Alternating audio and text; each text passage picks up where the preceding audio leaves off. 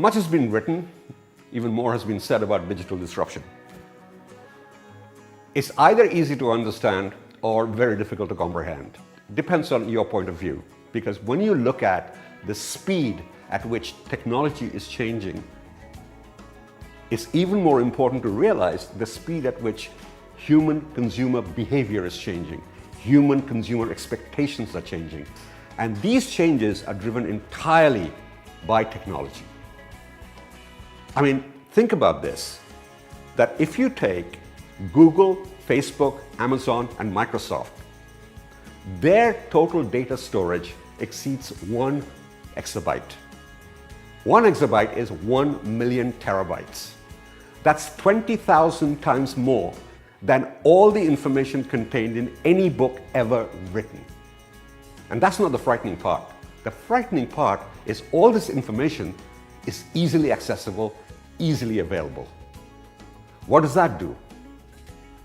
What that does is that it transfers the power from businesses and business marketing to the individual consumer. That is what I call the power of one.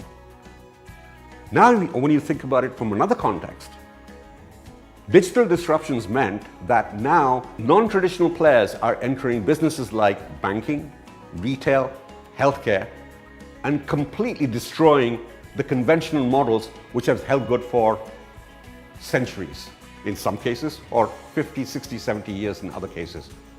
It also means that companies who are in one business are now entering another business. Take Amazon, for example.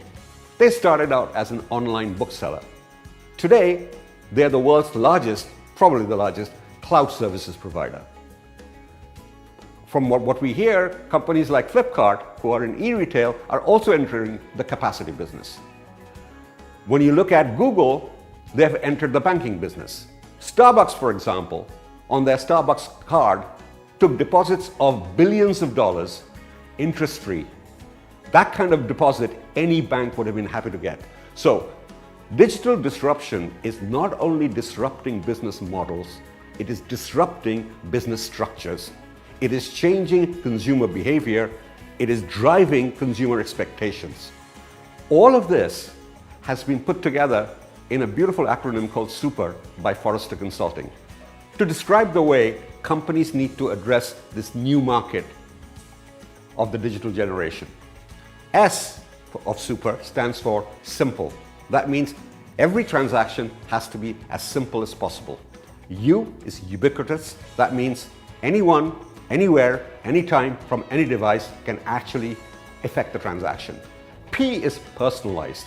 That means the transaction has to reflect a knowledge of the consumer. E is empowering, that at the end of the transaction, the consumer feels empowered, that he owned the transaction, that the company was actually subservient to his needs. And finally, R is reassuring. That means at the end of the transaction, the consumer felt that the company did everything to earn his trust. Super. That is how companies will need to behave, and that is how companies will need to be if they want to succeed in the digital generation.